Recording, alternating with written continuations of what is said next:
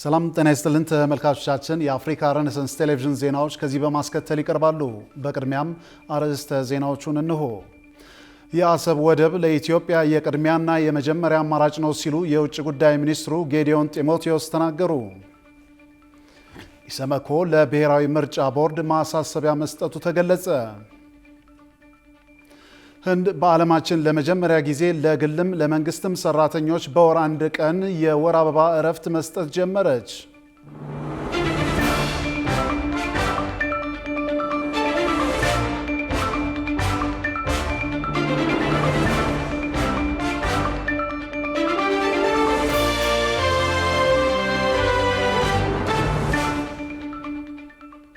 ተመልካቾቻችን በያላችሁበት የዓለም ጥግ ሰላምታችን ይድረስ። ይህ የአፍሪካ ሬኔሳንስ ቴሌቪዥን የዜና ሰዓት ነው። የተመራረጡ ዜናዎቻችንን ወደ እናንተ እናደርሳለን። አብራችሁ እንድትሆኑ የምጋብዛችሁን የአምላክ ኃይል አለማየሁ ነኝ።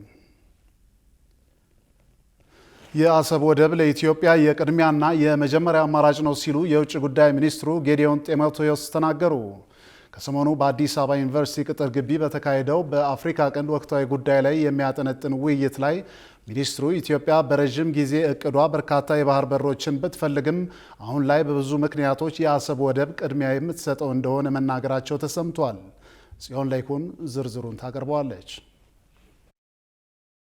ከሰሞኑ በአዲስ አበባ ዩኒቨርሲቲ ግቢ ውስጥ በአፍሪካ ቀንድ ወቅታዊ ጉዳይ ላይ የመንግስትን የፖሊሲ እይታ በተመለከተ ከዲፕሎማቲክ ማህበረሰቡና ከተለያዩ አካላት ጋር ውይይት ያደረጉት የውጭ ጉዳይ ሚኒስትር ዶክተር ጌዲዮን ጢሞቴዎስ ከወቅታዊ የኢትዮ ኤርትራ ሁኔታ ጋር የተያያዙ ሰፊ ማብራሪያዎችን መስጠታቸው ተሰምቷል። ሚኒስትሩ ጦርነት ባጠላበት በሁለቱ ሀገራት መካከል ባለው አሁናዊ የሻከረ ግንኙነት ላይ የሰጡት ሀሳብ የኢትዮጵያ መንግስት አሁናዊ አቋም የገለጸ መሆኑ ታውቋል። በዚህም በአሁኑ ወቅት ኢትዮጵያ በረጅም ጊዜ እቅዷ በርካታ የባህር በሮችን ብትፈልግም አሁን ላይ በብዙ ምክንያቶች የአሰብ ወደብ ቅድሚያ የምትሰጠው እንደሆነ መናገራቸውን ሪፖርተር ጋዜጣ አስነብቧል። ኢትዮጵያ ከሶማሌላንድ ጀምሮ በተፈራረመችው የባህር በር የመግባቢያ ስምምነት አንስቶ የባህር በር ፍላጎትን የተመለከቱ ተግባራዊ እርምጃዎችን በአፍሪካ ቀንድ ባሉ ሀገራት ላይ በተለያዩ ጊዜያት እየተገበረች የምትገኝበት ጊዜ ላይ መሆኗ ይታወቃል። ከሶማሌላንድ ጋር ከነበረው በአፍሪካ ቀንድ ውዝግብ ካስነሳው ድርድር በኋላ ኢትዮጵያ ከሶማሊያ ጋር እስከተፈራረመችው የአንካራ ስምምነት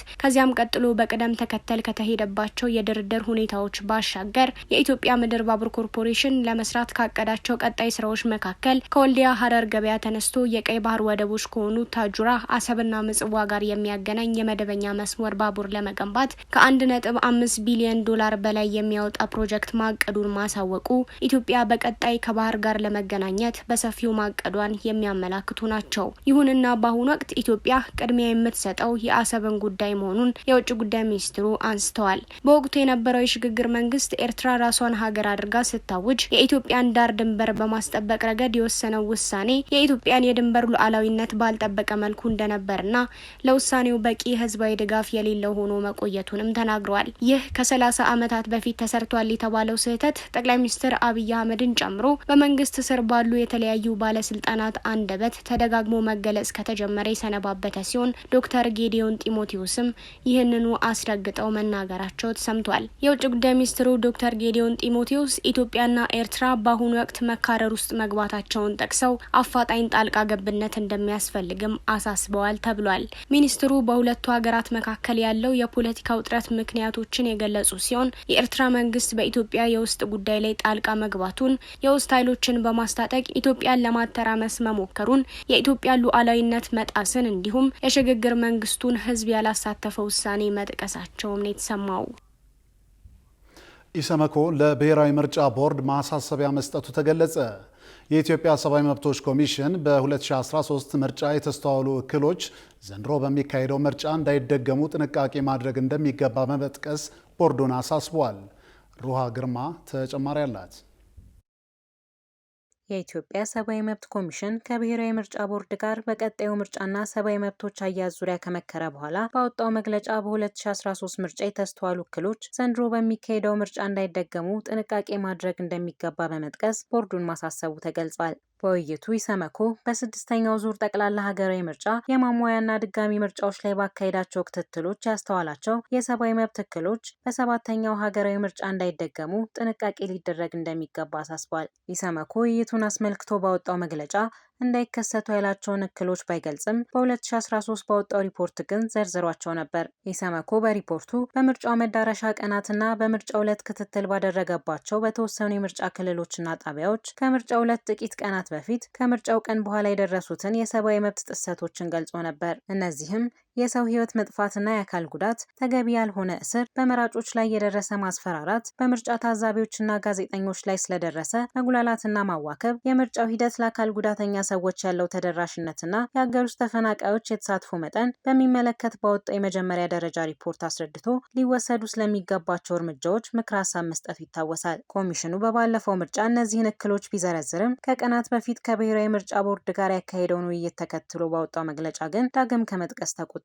ብሔራዊ ምርጫ ቦርድ በበኩሉ በጂኦግራፊያዊ መረጃ ስርዓት በመታገዝ የምርጫ ጣቢያዎችን በመለየት ለታዛቢዎች ተደራሽ የማድረግ አሰራር መዘርጋቱን፣ 8 ተጨማሪ ጽህፈት ቤቶችን በማቋቋም የጽህፈት ቤቶቹን ብዛት ወደ 22 ከፍ ማድረጉን አስታውቋል። የኢሰመኮ ዋና ኮሚሽነር ብርሃኑ አዴሎ የብሔራዊ ምርጫ ቦርድ እያደረገ ያለው ዝግጅት እንዲሁም ከፖለቲካ ፓርቲዎችና ሲቪል ማህበረሰብ ድርጅቶች ጋር በቅርበት እየሰራ መገኘቱ የሚበረታታ መሆኑን መግለጻቸውም ተነግሯል። ቦርዱ ምርጫውን በአግባቡ ማከናወን እንዲችል የሚስተዋለውን የበጀት እጥረትና የተሽከርካሪ እጥረት ችግር ለመቅረፍ መንግስት ተገቢውን ትኩረት መስጠት እንዳለበትም አሳስቧል። ህንድ በዓለማችን ለመጀመሪያ ጊዜ ለግልም ለመንግስትም ሰራተኞች በወር አንድ ቀን የወር አበባ እረፍት መስጠት ጀመረች። በሌላ በኩል በኬንያ ሚሪማ ኮረብታ ላይ ሀያላን ሀገራት ማዕድን ለማውጣት እያደረጉ ያሉት እሽቅድምድም የአካባቢውን ነባር ማህበረሰቦች በስጋት ላይ መጣሉን ኤኤፍፒ ዘግቧል። የውጭ ትንታኔና ዓለም አቀፍ ጉዳዮች ዘጋቢያችን ቃል ኪዳን እየጥና ጉዳዩን በዝርዝር ተመልክቶታል። In a groundbreaking move towards workplace inclusivity and women's health, the Karnataka government has approved the Menstrual Leave Policy 2025, granting women employees one paid menstrual leave per month. የወር አበባን ተከትሎ የሚመጡ ህመሞችና ምልክቶች ከሰው ሰው ይለያያሉ። አንዳንዶች ምንም ትዝ ሳይላቸው ሳምንቱን ሲያሳልፉ፣ ሌሎች ደግሞ ከባድ ህመም ውስጥ ሆነው ቀናቱ እስከሚያልፍ እንደሚጠብቁ ጥናቶች ያሳያሉ። ከተለመዱት ህመሞችና ምልክቶች መካከል የሆድ ህመም፣ የራስ ምታት፣ የጀርባ ህመምና ድካም ዋነኞቹም ናቸው። በርካታ ሴቶች ታዲያ እነዚህን ህመሞች ተቋቁመው በስራ ገበታቸው ላይ መገኘት ግዴታቸው ነው። እነሱም ቅሬታቸውን ሲያሰሙ አይስተዋልም። ይሁንና ሴቶች በየወሩ የሚያጋጥማቸውን ከወር አበባ ጋር የተያያዘ ህመም ከግምት ውስጥ የሚከት እረፍት እንዲሰጣቸው ለማድረግ ዘመቻዎች መካሄድ ከጀመሩ ሰነባብተዋል። ባለፉት 100 ዓመታት ዓለማችን በዚህ ጉዳይ ዙሪያ መስማማት ሳትችል ብትቆይም በዚያው መጠን በርካታ ስራዎችም ሲሰሩ መቆየታቸውን ነው የኤኤፍፒ ዘገባ የሚያሳየው። የቀድሞዋ የሶቪየት ህብረት 1922 ላይ በወር አንድ ቀን ለወር አበባ የሚል ህግ አስተዋውቃ የነበረ ሲሆን ጃፓንም እንደዚሁ 1947 ላይ ተመሳሳይ መመሪያ ይፋ አድርጋ ነበር። ነገር ግን አሁንም ድረስ እንደ አሜሪካ ባሉ ባደጉ ሀገራት ጭምር እንኳን ሴቶች የወር አበባቸውን ሲያዩ እረፍት እንዲወጡ አለያም ከቤታቸው እንዲሰሩ የሚያደርጉ ህጎች እምብዛም አይስተዋሉም። በሌላ በኩል ደግሞ በርካታ የሴቶች መብት ላይ የሚሰሩ ተቋማት፣ ግለሰቦችና እንቅስቃሴዎች በመላው ዓለም የሚገኙ ድርጅቶች መሰል ህጎችን ተግባራዊ እንዲያደርጉ እየወተወቱ ይገኛሉ። ታዲያ የእነዚህ ተቋማት ውትወታ ከወደ ደቡባዊቷ ህንድ ካርናታካ ግዛት አስተዳዳሪዎች ዘንድ ጆሮ የተሰጠው ይመስላል። የፈረንሳዩ የዜና አገልግሎት ኤኤፍፒ እንደዘገበው ግዛቲቱ በዓለማችን ለመጀመሪያ ጊዜ ለግልም ለመንግስትም ሰራተኞች በወር አንድ ቀን የወር አበባ ፈቃድ መስጠት የጀመረች ሲሆን እድሜያቸው ከ18 እስከ 52 የሚደርሱ ሴቶች ያለምንም የህክምና ማስረጃ በወር አበባቸው ወቅት በወር አንድ ቀን ማረፍ እንደሚችሉ ተመላክቷል። እርምጃው የግልም የመንግስትም ሰራተኞችን ያቀፈ በመሆኑ በአይነቱ የመጀመሪያው ነው የተባለ ሲሆን ሌሎች በኢመደበኛ ሴክተር ውስጥ የሚገኙትን በማካተት ሰራተኞች ወደ ቢሮ ከተመለሱ በኋላ ውጤታማነታቸው እንዲጨምርና በታማኝነት ስራቸውን እንዲሰሩ ለማድረግ ጥሪዎች እየቀረቡ ነው ሲል ኤኤፍፒ ዘግቧል። በተለያዩ ሀገራት የተለያየ አይነት የወር አበባ ፈቃዶችን በህግ ደረጃ ያስተዋወቁ ሀገራት ቁጥር ከፍ እያለ የሚገኝ ሲሆን ከነዚህ ውስጥ ለሴቶች በወር ውስጥ አንድ ቀን እረፍት የምትሰጠው አፍሪካዊቷ ዛምቢያ ትገኝበታለች። በዓለም አቀፍ ደረጃ ፈርቀዳጅ የምትባለው ጃፓን ስትሆን የወር አበባ ፈቃድ መስጠት ከጀመረች 75 ዓመታት ተቆጥረዋል። ደቡብ ኮሪያም ይህንን መተግበር ከጀመረች ከ60 ዓመታት በላይ ሆኗታል። ደቡብ ኮሪያ ሴት ሰራተኞች በወር 2 ቀን የወር አበባ ፈቃድ ከማግኘት አልፎም ይህንን ፈቃዳቸውን ካልተጠቀሙበት በገንዘብ ተሰልቶ እንዲከፈላቸው የምታደርግ ሲሆን ታይዋን ደግሞ 3 የወር አበባ ፈቃድ ቀናትን ትሰጣለች። በኢትዮጵያም ይህንን ሀሳብ ለማስተዋወቅ ሴቶች ላይ የሚሰሩ ተቋማት ዘመቻዎችን ማካሄድ የጀመሩ ሲሆን ጉዳዩ አጀንዳ እንዲሆንና በአሰሪና ሰራተኛ ህግ ውስጥም እንዲካተት ለማስቻል አቅደው እየሰሩ መሆኑን መረጃዎች ያመለክታሉ።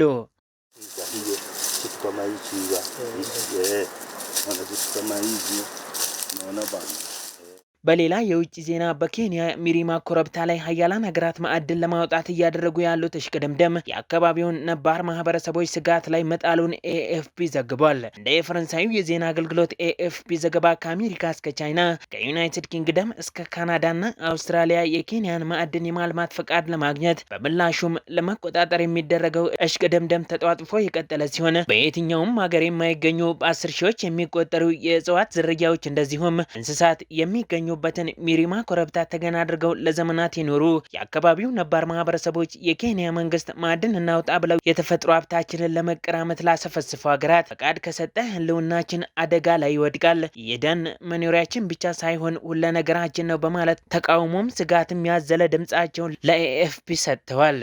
የነዋሪዎቹ ስጋት በዋናነት ማዕድን ለማውጣት ሲባል የሚደረገው የደን ጭፍጨፋ ሲሆን ለማዕድን ፍለጋ የሚደረግ ምንጣሮና ቁፋሮ እንደ ስትንፋሳቸው በሚቆጥሩት ደን ላይ ያንዣበቡ ስጋት መሆናቸውን ተናግረዋል።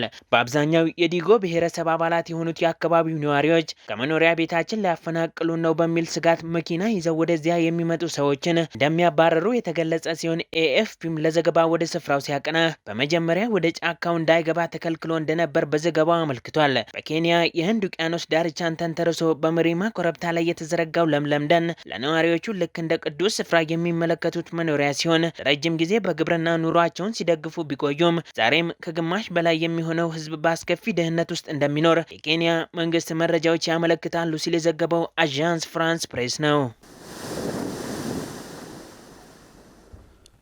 በክፍያ ማነስ ምክንያት ወደ መምህርነት ሙያ የሚገባው የሰው ኃይል በእጅጉ እየቀነሰ መምጣቱ ስጋት መፍጠሩን የትምህርት ሚኒስቴር አስታወቀ። የትምህርት ሚኒስትሩ ፕሮፌሰር ብርሃኑ ነጋ እንደተናገሩት እጅግ የተከበረና የተወደደ የነበረው የመምህርነት ሙያ በፋይናንስ እጥረት ምክንያት በዚህ ልክ መምህራኖች ማጣት በአፋጣኝ መፍትሄ ያስፈልገዋል ብለዋል።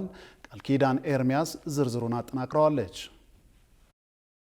በክፍያና በጥቅማ ጥቅም ማነስ ምክንያት ወደ መምህርነት ሙያ የሚገባ የሰው ኃይል እየቀነሰ በመሆኑ እጥረት ያጋጥማል ተብሎ እንደሚጠበቅ የትምህርት ሚኒስትሩ ፕሮፌሰር ብርሃኑ ነጋ ተናግረዋል። የትምህርት ሚኒስትሩ ይህን የተናገሩት የተቋማቸውን የ3 ወራት እቅድ አፈጻጸም ሪፖርት ለሕዝብ ተወካዮች ምክር ቤት ለሰው ሀብት ስምሪትና ለቴክኖሎጂ ጉዳዮች ቋሚ ኮሚቴ ባቀረቡበት ወቅት ነው። ፕሮፌሰሩ እንደተናገሩት የመምህርነት ሙያ የተከበረ በነበረበት ጊዜ አንድ መምህር በሚኖርበት አካባቢ እጅግ የተከበረና ጥሩ ኑሮ ይኖራሉ ተብለው ከሚመደቡት የህብረተሰብ ክፍሎች አንዱ የነበረ ቢሆንም አሁን ግን ያ ማዕረግ የሌለ በመሆኑ ማንኛውም ሰው ወደ መምህርነት ሙያ ለመምጣት ያለውን ፍላጎት በከፍተኛ ደረጃ እንደቀነሰው አብራርተዋል። የክፍያ ጉዳይ ለመምህራን ብቻ ሳይሆን የመንግስት ሰራተኛውንና ሌላውንም የሚመለከት በመሆኑ በዚህ ጉዳይ ባለፈው ዓመት ሰፊ ውይይት ተካሂዶ የደሞዝ ማስተካከያ መደረጉን ያወሱት ሚኒስትሩ ይህም በቂ ባለመሆኑ ክፍያው መጨመር እንዳለበትና መምህርነት የተከበረና ሳቢ ሙያ እንዲሆን የሚያደርግ ክፍያ መዘጋጀት እንደሚያስፈልግም አስረድተዋል። አሁን ባለው የኑሮ ሁኔታ ምክንያት ወደ መምህርነት ሙያ የሚገባው የሰው ኃይል ቀንሷል ያሉት ሚኒስትሩ የመምህራን እጥረት እንደሚኖር የሚጠበቅ በመሆኑ ችግሩ በጥናት ተለይቶ የአጭር ጊዜ መፍትሄ ለማግኘት ሙከራ እየተደረገ እንደሆነም ተናግረዋል። በዚህ ጉዳይም ሚኒስትሩ 2 መፍትሄዎችን ያስቀመጡ ሲሆን የመጀመሪያውን መፍትሄ ከመምህርነት ውጪ በሌላ የትምህርት መስክ ዲግሪ ያላቸውና ስራ የሚፈልጉ ዜጎችን የ1 ዓመት የፔዳጎጂ ስልጠና በመስጠት ወደ መምህርነት ገብተው እንዲያስተምሩ ለማድረግ ፕሮፖዛልና ካሪኩለም ተዘጋጅቶ እንዲያስተምሩ ማድረግ ሲሆን ይህንንም ሀሳብ የገንዘብ ሚኒስቴርን ፋይናንስ ጠይቆ ምላሽ እስኪሰጥ እየተጠበቀ መሆኑን ገልጸዋል። ሁለተኛ መፍትሄ ደግሞ የዩኒቨርሲቲ ተማሪዎች አገልግሎት መጀመር ሲሆን የ3ኛ ዓመት የዩኒቨርሲቲ ትምህርታቸውን የጨረሱ ሁሉንም ተማሪዎች 4ኛ ዓመት ከመጀመራቸው በፊት በየትምህርት ዘርፋቸው ለ1 ዓመት ለሀገር አገልግሎት እንዲሰጡ ለማድረግ ሲሆን በዚህም ውይይት መጀመሩንና በርካታ መምህራንን ለማፍራት ይቻላል ተብሎ እንደሚጠበቅም አብራርተዋል። በጉዳዩ ላይ የተጀመረ ውይይት በዚህ ዓመት ተጠናቆ ደንብ ከወጣ በኋላ በሚቀጥለው ዓመት ወደ ስራ ይገባል ተብሎም ይጠበቃል ብለዋል። በተጨማሪም የኮተቤ መምህራን ዩኒቨርሲቲን በከፍተኛ ደረጃ ክህሎትና ችሎታ ያላቸውን መምህራን የሚያፈራ ተቋም እንዲሆን ለማድረግ እንደሚሰራም አስረድተዋል። በሌሎች ሀገሮች ሴቶች የመምህርነት ሙያን በሰፊው የሚመርጡት ቢሆንም በኢትዮጵያ ግን በጣም ዝቅተኛ ስለሆነ እንዲወዱትና ፈልገውት እንዲገቡ ማበረታቻ በመስጠት አንድ ፕሮጀክት መጀመሩንም ሚኒስትሩ አክለው ገልጸዋል። በፕሮጀክቱም መምህራን ኮሌጅ ለሚገቡ ሴቶች የኪስ ገንዘብ በመስጠት ሙያውን እንዲወዱት በትምህርት አስተዳደር በስፋት እንዲሳተፉ ማድረግና እጥረቱን ለመቅረፍ በተወሰነ ደረጃ ይረዳል ተብሎ እንደሚታሰብም ገልጸዋል። በነዳጅ ምርቶች ላይ የተጣለው አጠቃላይ የ30% ግብር ከቀጣይ ወር ጀምሮ ተግባራዊ እንደሚሆን ተገለጸ። የኢትዮጵያ መንግስት ለረጅም ጊዜ የዘለቀውን የነዳጅ ድጎማ ቀስ በቀስ ለማስወገድ ከሚወስዳቸው ሰፋፊ የኢኮኖሚ ማሻሻያዎች አንዱ የሆነው አዲስ የግብር አወቃቀር ተግባራዊ ማድረግ እንደሆነ ነው የተገለጸው። ሶስና አለሙ ዝርዝሩን ትነግራችኋለች።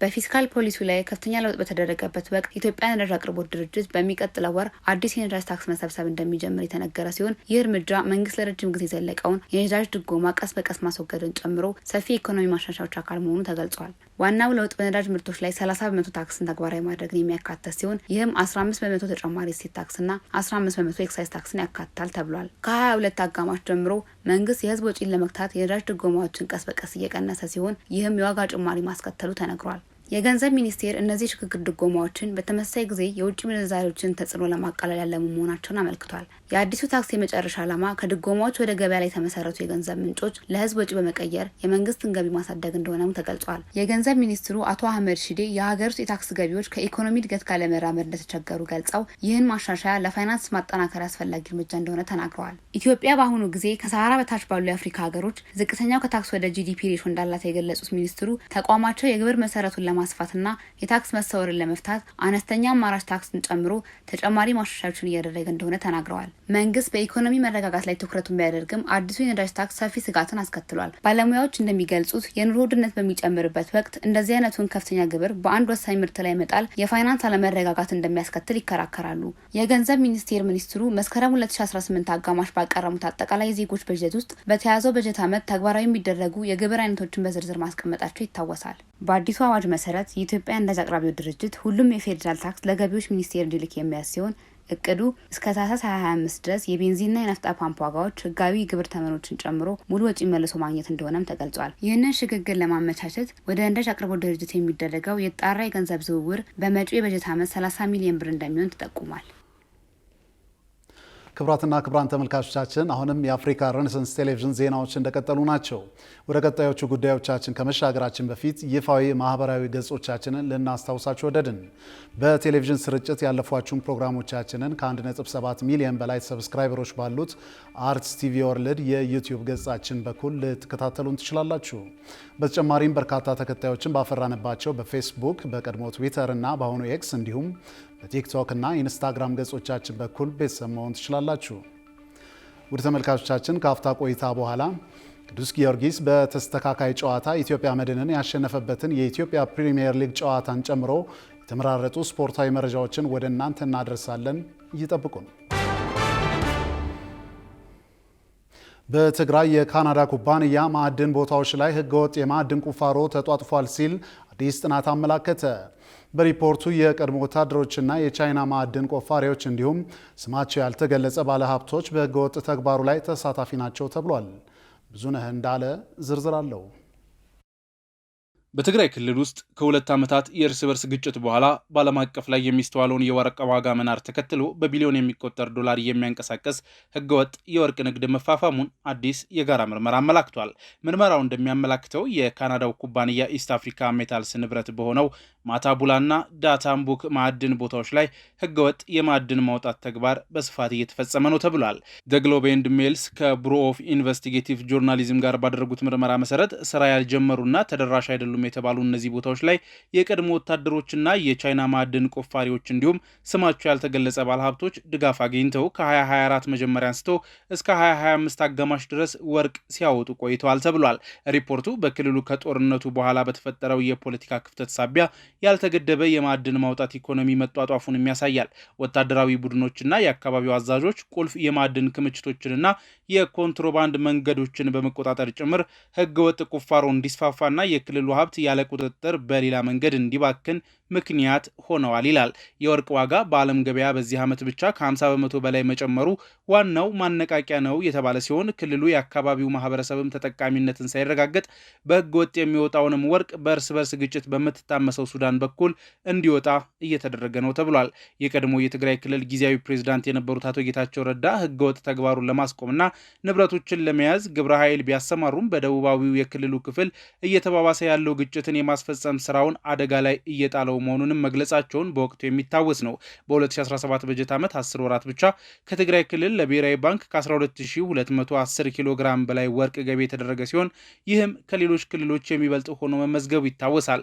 የቫንኩቨሩ ኩባንያ ኢስት አፍሪካ ሜታልስ ሁለቱን ፕሮጀክቶች ለማልማት ከቻይናው ቴፕት ህዋዩ ማይኒንግ ጋር እንደሚሰራ አስታውቋል። የቻይናው አጋር ፕሮጀክቶቹ ሙሉ ፍቃድ ያላቸው መሆናቸውንና ለምርት ዝግጁ እስኪሆኑ ድረስ 100% የልማት ወጪዎችንም እንደሚሸፍን ኩባንያው ገልጿል። ይሁን እንጂ ኢስት አፍሪካ ሜታልስ በየትኛውም ህገወጥ ተግባር ውስጥ እንዳልተሳተፈ በመግለጽ የቻይና አጋሮቹም ህገወጥ ቁፋሮቹን ፈጽመዋል የሚለውን ክስ ውድቅ አድርጓል። ሆኖም ባለሙያዎቹ እንደሚሉት ከሲልክ ሮድ ኢንቨስትመንት እና ከትግራይ ሪሶርስ ጋር ግንኙነት ያላቸው የቻይና ቡድኖች በእነዚህ ቦታዎች ላይ ወርቅ ሲያወጡ መቆየታቸውንም አመላክተዋል።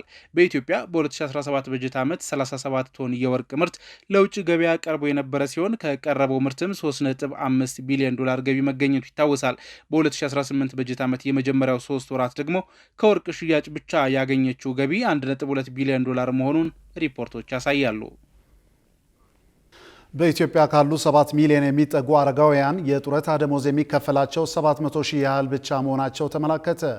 ይህ የተመላከተው በቅርቡ ሙሉ በሙሉ ሀገራዊ ሆኖ በተመዘገበውና አረጋውያንን ለመርዳት በተቋቋመው ሄልፔጅ በጎ አድራጎት ድርጅት ነው። ጽዮን ላይኩን ተጨማሪውን ይዛለች። በዓለም ላይ ለተለያዩ ተፈጥሯዊና ሰው ሰራሽ ችግሮች በቀዳሚነት ተጋላጭ ከሆኑት መካከል አረጋውያን በዋናነት ይጠቀሳሉ። መሰረታዊና ለመኖር የሚያስፈልጉ ግብዓቶችን ከማግኘት ጀምሮ ግጭትና የተለያዩ ተፈጥሯዊ ክስተቶች በሚኖሩበት ጊዜ አረጋውያን የችግሩ ገፈት ቀማሾች ናቸው። በሀገራችንም በአሁኑ ወቅት እስከ 7 ሚሊዮን ወይንም የሀገሪቱን 5% የሚሆን የህዝብ ቁጥር የያዙት አረጋውያንና አቅመ ደካሞች ናቸው። ከነርሱ መካከል ታዲያ 75% የሚሆኑት በድህነት ጠለል ውስጥ የሚኖሩ መሆናቸውን ጥናቶች ያመላክታሉ።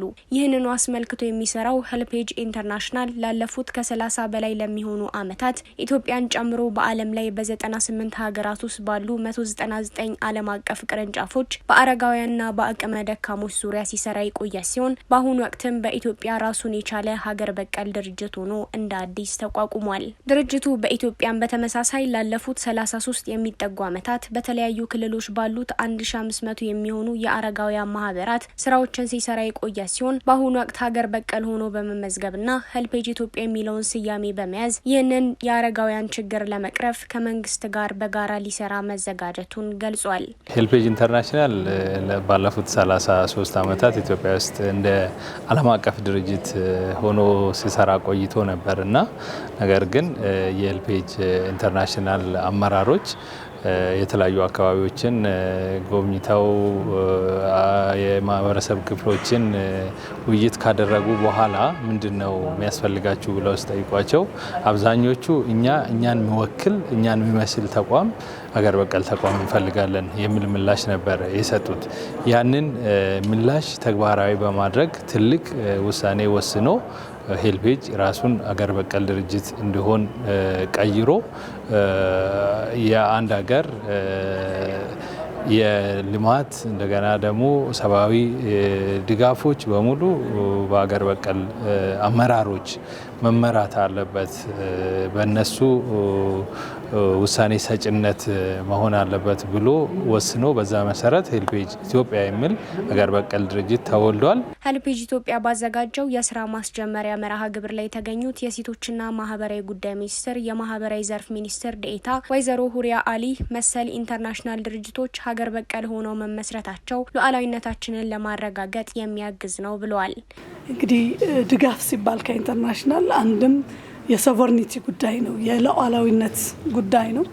ስለዚህ ሉዓላዊነታችንን ማረጋገጥ የምንችለው የማህበረሰባችንን ችግር በራሳችን መፍታት ስንችል ነው። ይሄ ማለት ግን ሙሉ ለሙሉ ከዛ ከኢንተርናሽናል ድጋፎች ነፃ ይሆናል ማለት አይደለም። በሀገር ውስጥ ባለው አቅም ከሌሎችም ፓርትነሮች ጋር በመደጋገፍ መስራት ይቻላል። ትልቁ ጠቀሜታው ወደ ሀገር ውስጥ ኤንጂኦ የምናመጣው አንደኛ ችግሩን በቅርበት እንድንደግፍ ያለንን አቅም ደግሞ በማህበረሰብም ይሁን በሌሎቹ አሰባስበን እንድንጠቀም ይረዳል። የኢትዮጵያ አረጋውያንና ጡረተኞች ብሔራዊ ማህበር ምክትል የቦርድ ፕሬዝዳንት አቶ ጌታቸው ክፍሉ በበኩላቸው በአሁኑ ወቅት አረጋውያን ፖሊሲ ሊዘጋጅላቸው እንደሚገባ ጠቅሰው ለማንኛውም አረጋዊ ወይም ከ60 ዓመት በላይ የሆነ እድሜ ላለው ሰው ጡረታ የሚሰጥበትን መንገድ እየፈለግን ነው ብለዋል። የመጀመሪያው ጥያቄያችን ፖሊሲ ነው። አረጋውያን ፖሊሲ የለውም። ሁለተኛው ኮንቬንሽን ነው። ኮንቬንሽን የለንም። ሶስተኛው ዩኒቨርሳል ፔንሽን እንለዋለን። ማንኛውም አረጋዊ 60 እና ከ60 በላይ ለሆነ መንግስት መክፈል አለበት። በተለያየ ሀገር ላይ በሰለጠነ ሀገር ላይ እንዲሁም ደቡብ አፍሪካ አይ ቲንክ ኬንያ እንደዚህ ሩዋንዳ ጀምራለች። እነዚህን መሰል ለማድረግ ነው ጥረታችን። ዩኒቨርሳል ፔንሽን አስፈላጊ ነው። 6.8 ሚሊዮን ይሄ ዛሬ 3-4 ዓመት በፊት የነበረ ነው። ቁጥሩ እየጨመረ ነው የሚሄደው አረጋውያን። ስለዚህ ወደፊት ኢትዮጵያ የወጣቶች ሳይሆን የአረጋውያን ትሆናለች የሚል እምነት አለን። ካሁኑ ተዘጋጁ። የዛሬ ጎልማሶች የነገ አረጋውያን አስተዋጽኦ አድርጉ ነው የምላችሁ። በተለይም በአሁኑ ወቅት በሀገራችን የተለያዩ ስፍራዎች ላይ ባሉ ግጭቶችና ከዚህ ቀደም በነበሩ ጦርነቶች ሳቢያ የተፈናቀሉና በተለያየ አይነት የኑሮ ሁኔታ ላይ የሚገኙ አረጋውያን መኖራቸውን አስመልክቶ ሄልፔጅ ምን ሲሰራ ቆይቷል፣ ምንስ ሊሰራ አቅዷል ብለን የሄልፔጅ ኢትዮጵያን ኤክስኪዩቲቭ ዳይሬክተር ጠይቀናል። እኛ ሁለት ዘርፍ ላይ ነው የምንሰራው። የሰብአዊ ምላሽ የሚሰጥ ዘርፍ አለ፣ ልማት የሚሰራ ዘርፍ አለ። የሰብአዊ አገልግሎት ተደራሽ የሚያደርገው ዘርፍ በተለይም ደግሞ ስደተኞች ላይና ተፈናቃዮች ላይ ነው ትኩረት አድርጎ የሚሰራው። በነዛ ማዕከላት ላይ ደግሞ የአረጋውያን ተቋማትን እናደራጃለን። የአረጋውያን ተቋማት የራሳቸው አረጋውያን ለራሳቸው የሚያስፈልጋቸውን ነገር ራሳቸው እንዲናገሩ፣ ራሳቸው እንዲጠይቁ፣ ራሳቸው እንዲፈጽሙ እነሱን ማብቃት ላይ ትኩረት አድርገን እንሰራለን። እንደ አስፈላጊነቱ ደግሞ ድጋፎችንም እናደርጋለን። ፈጣን ምላሾች ለምሳሌ የገንዘብ ድጎማ ማድረግ፣ የአልባሳት ድጎማ ማድረግ፣ የመጠለያ ድጎማ ማድረግ፣ እነዚህ ነገሮች ተጨማሪ እንሰጣለን። ሄልፔጅ ኢትዮጵያ በዚህ ለውጥ ውስጥ በሀገራዊ እሳቤና ተነሳሽነት የጀመራቸውን ስራዎች ከሚመለከታቸው የመንግስት መስሪያ ቤቶችና አጋር ድርጅቶች ጋር በመሆን ይበልጥ አጠናክሮ እንደሚቀጥልም ነው የተገለጸው። ክቡራን ተመልካቾቻችን አሁን ኢትዮጵያ እያስተናገደች በሚገኘው ከ17 ዓመት በታች የሴካፋ ውድድር የመጀመሪያ ጨዋታቸውን ሩዋንዳን በማሸነፍ የጀመሩት የኢትዮጵያ ታዳጊዎች በነገው ዕለት ከደቡብ ሱዳን ጋር የሚያደርጉትን ጨዋታ ጨምሮ የተመራረጡ ስፖርታዊ መረጃዎችን ወደ እናንተ የምናደርስበት ሰዓት ላይ ደርሰናል። ስፖርታዊ መረጃዎቹ በባልደረባችን ጌታውን አበበ ወደ እናንተ ይደርሳሉ። ከመረጃዎቹ ጋር መልካም ቆይታ። ከአፍሪካ ሬኔሳንስ ቴሌቪዥን የሰዓቱን ስፖርታዊ መረጃዎች ይዘን መጥተናል። መረጃዎቻችንን ከአገር ውስጥ እንጀምራለን። በመጀመሪያ ጨዋታው የሩዋንዳ ብሔራዊ ቡድን 2-0 ያሸነፈው የኢትዮጵያ ከ17 ዓመት በታች ብሔራዊ ቡድን በነገው ዕለት የምድብ ሁለተኛ ጨዋታውን ያደርጋል። ከ17 ዓመት በታች የአፍሪካ ዋንጫ የሴካፋ ዞን ማጣሪያ ውድድር በኢትዮጵያ አስተናጋጅነት በአዲስ አበባ በቢቂላ ስታዲየም እና በድሬዳዋ ዓለም አቀፍ ስታዲየም በሁለት ምድቦች ተከፍሎ እየተካሄደ ሲሆን አዘጋጇ ሀገር ኢትዮጵያም ሁለተኛ የምድብ ጨዋታዋን በነገው ዕለት ከጎረቤት ሀገሯ የምታከናውን ይሆናል። ነገ በአበበ ቢቂላ ስታዲየም በሚደረገው ጨዋታ የመጀመሪያ ጨዋታውን በማሸነፍ በጥሩ መነቃቃት ላይ የሚገኙት የኢትዮጵያ ብሔራዊ ቡድን ታዳጊዎች በአሜሪካው አሰልጣኛቸው ቤንጃሚን ዚመር እየተመሩ በመጀመሪያ ጨዋታቸው በሶማሊያ ነጥብ የጣሉትን ደቡብ ሱዳኖችን ቀን 7 ሰዓት ላይ ይገጥማሉ። የመጀመሪያ ጨዋታዎች ከተጠናቀቁ በኋላ እስካሁን ባለው ውጤት ምድብ አንድን ኢትዮጵያ እየመራች ሲሆን በነገው ዕለትም ደቡብ ሱዳንን በአዲስ አበባ አበበ ቢቂላ ስታዲየም የምትገጥም ይሆናል።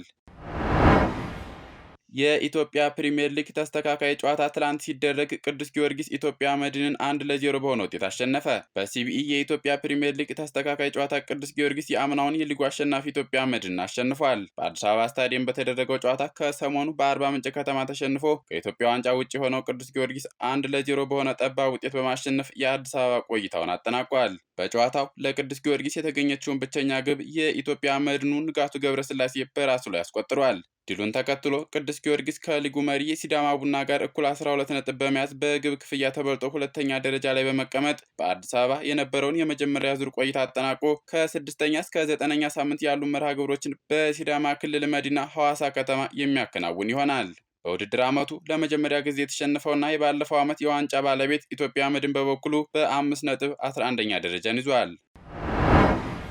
ዲሞክራቲክ ኮንጎ የ3 ጊዜ የአፍሪካ ዋንጫ አሸናፊዋን ናይጄሪያን በመለያ ምት በማሸነፍ የኢንተርኮንቲኔንታል ውድድር ተሳታፊ የሚያደርጋትን ትኬት መቁረጥ ችላለች። ናይጄሪያ ፍራንክ ኦኔካ እንዲሁም ዲሞክራቲክ ኮንጎ ደግሞ በሚቻካ ኤሊያ ግብ አማካኝነት 120 ደቂቃውን 1-1 አጠናቀዋል። መደበኛ ጨዋታቸውን በአቻ ውጤት በመጠናቀቁ በተሰጠው መለያ ምት ዲሞክራቲክ ኮንጎ 4-3 አሸንፋለች። ዲሞክራቲክ ኮንጎ መጋቢት ወር ላይ ከተለያዩ አህጉራት ከሚመጡ 6 ሀገራት ጋር ተወዳድራ የዓለም ዋንጫ ተሳትፏንም የምትወስን ይሆናል። ከአፍሪካ ጋር በተያያዘ ሌላው ትላንት የወጣ ዜና እንደሚያሳየው የአፍሪካ ምርጥ ተጫዋቾችና በየቦታቸው የዓመቱ ምርጥ 3 እጩዎች ይፋ ተደርገዋል። አሽራፍ ሀኪሚ፣ ሙሐመድ ሳላህ እና ቪክተር ኦሲሜን የመጨረሻ እጩ ሆነው የተመረጡ ተጫዋቾች ሲሆኑ ያሲን ቦኖ፣ ሮኑን ዊሊያም እና ሙኒር መሐመዲ በዓመቱ ምርጥ ግብ ጠባቂ ዘርፍ የመጨረሻ 3 እጩዎች ሆነው ቀርበዋል። በአሰልጣኞች ዘርፍ የኬፕ ቨርዲው ቡቢስታ፣ የሞሮኮ ብሔራዊ ቡድን አሰልጣኝ ዋሊድ ሬግራጉይ እና የሞሮኮ ከ20 ዓመት በታች አሰልጣኝ መሐመድ ኦሃቢ ተካተዋል። የ2025 የአፍሪካ የዓመቱ ምርጥ ተጫዋቾች አሸናፊ በመጪው ረቡዕ ይፋ የሚደረግ ይሆናል። በአውሮፓ ሀገራት የዓለም ዋንጫ የምድብ ማጣሪያ የመጨረሻ ጨዋታዎች ሲደረጉ ኖርዌይ ጣሊያንን በማሸነፍ ከ28 ዓመት በኋላ ወደ ታላቁ መድረክ መመለስ ችላለች። በምድብ 9 የሚገኙት ሁለቱ ሀገራት በጁሴፒ ሜዛ ስታዲየም ባደረጉት ጨዋታ ኖርዌይ ጣሊያንን 4-1 ስታሸንፍ ኤርሊንግ ሃላንድ 2 ግቦችን ሲያስቆጥር ኑሳና ላርሰን የኖርዌይን ቀሪ ግቦች ሲያስቆጥሩ ፍራንሲስኮ ኤስፓሲቶ የጣሊያንን ብቸኛ ግብ ከመረብ አሳርፏል። በምድቡ ያደረገቻቸውን 8ቱንም ጨዋታዎች ያሸነፈችው ኖርዌይ በ24 ነጥብ በበላይነት በማጠናቀቅ ከ28 ዓመት በኋላ በ2026 የዓለም ዋንጫ መሳተፏን አረጋግጣለች። ለመጨረሻ ጊዜ በ1998 የፈረንሳይ ዓለም ዋንጫ የተሳተፈችው ኖርዌይ ከ28 ዓመት በኋላ ወደ ትልቁ መድረክ የተመለሰች ሲሆን ኤርሊንግ ሃላንድም በትልቁ መድረክ የመጫወት ዕድል አግኝቷል። በቀድሞ ኮከቧ ጅናሮ ጋቱሶ የምትመራው ጣሊያን በበኩሏ ካደረገቻቸው 8 ጨዋታዎች 6ቱን ብቻ አሸንፋ በ18 ነጥብ ሁለተኛ ደረጃን በመያዝ በቀጥታ መሳተፍ ሳትችል ቀርታለች። ማጣሪያውን ባለማለፏ ምክንያት ባለፉት 2 የዓለም ዋንጫዎች ላይ ያልተሳተፈችው ጣሊያን ለ3ኛ ተከታታይ ጊዜ ከዓለም ዋንጫው ውጭ ላለመሆን የጥሎ ማለፍ ጨዋታዋን የምትጠብቅም ይሆናል። በሌላ ተጠባቂ መርሃ ግብር ምድብ 6 ላይ የምትገኝ ሃንጋሪ በሜዳዋ አየርላንድን አስተናግዳ 3-2 በተሸነፈችበት ጨዋታ ትሮይ ፓሮት ለአየርላንድ 3ቱንም የአሸናፊነት ግቦች በማስቆጠር ሃትሪክ መስራት ችሏል። በኔዘርላንዱ ክለብ ኤዜድ አልካማር እየተጫወተ የሚገኘው ትሮይ ፓሮት በ7 ጨዋታዎች 6 ግቦችንም ለክለቡ አስቆጥሯል። የ23 ዓመቱ የፊት መስመር ተጫዋች ከቀናት በፊት ክርስቲያኖ ሮናልዶ ቀይ ካርድ በተመለከተበት የአየርላንድና የፖርቹጋል ጨዋታ ላይም በአየርላንድ 2-0 አሸናፊነት ሲጠናቀቅ 2ቱንም ግቦች ማስቆጠሩ ይታወሳል። ከመነመነ ተስፋ በተከታታይ በ2 ጨዋታ 6 ነጥብ አሳክታ ምድቧን በሁለተኝነት ያጠናቀቀችው አየርላንድ በወጣቱ አጥቂ ታግዛ ለጥሎ ማለፍ መርሃ ግብር ማለፏን አረጋግጣለች። አውሮፓ ዓለም ዋንጫው ላይ በ16 ሀገራት የምትወከል ሲሆን 12ቱ በቀጥታ ሲያልፉ 4ቱ ደግሞ ቀጣይ በሚደረግ የጥሎ ማለፍ ጨዋታ የሚለዩ ይሆናል። የአውሮፓ ሀገራት የዓለም ዋንጫ የምድብ ማጣሪያ ዛሬም ሲከናወን በተመሳሳይ ነጥብ ላይ የሚገኙት ጀርመን እና ስሎቫኪያ የዓለም ዋንጫ ተሳትፏቸውን ለማረጋገጥ የሚገናኙበት የምድባቸው የመጨረሻ ጨዋታ ይጠበቃል። ካደረጓቸው 5 ጨዋታዎች 4ቱን ያሸነፉት ጀርመን እና ስሎቫኪያ በእኩል 12 ነጥብ በግብ ክፍያ ተበላልጠው አንደኛና ሁለተኛ ደረጃ ላይ መቀመጣቸው የምሽቱን ጨዋታ እንዲጠበቅ አድርጎታል። ምሽት 4:45 ላይ በሬድቡል አሬና ስታዲየም የሚደረገው ጨዋታ የሚያሸንፈው ቡድን በ2026ቱ የዓለም ዋንጫ በቀጥታ ማለፉን ያረጋግጣል። ጨዋታው በአቻ ውጤት የሚጠናቀቅ ከሆነ የተሻለ የግብ ክፍያ ያላት ጀርመን በቀዳሚነት በትልቁ መድረክ መሳተፏን የምታረጋግጥ ሲሆን ስሎቫኪያ በበኩሏ ወደ ጥሎ ማለፍ የምታመራ ይሆናል። በሌሎች የዓለም ዋንጫ የማጣሪያ ጨዋታዎች ማልታ ከፖላንድ፣ ሞንቴኔግሮ ከክሮሺያ እንዲሁም ኔዘርላንድ ከሉቲኒያ በተመሳሳይ ምሽት 4:45 ላይ ጨዋታቸውን ያደርጋሉ። ውድ ተመልካቾቻችን የአፍሪካ ሬኔሳንስ ቴሌቪዥን የሰዓቱ ዜናዎች የተከታተላችሁትን ይመስሉ ነበር። ስለሰጣችሁን ጊዜ ከልብ እያመሰገንን ከዜናዎቹ ጋር አምላክ ኃይለ ዓለማየሁ ቆይታ አድርጌ ያለው ከቀሪ የጣቢያችን ዝግጅቶች ጋር መልካም ጊዜ እንተን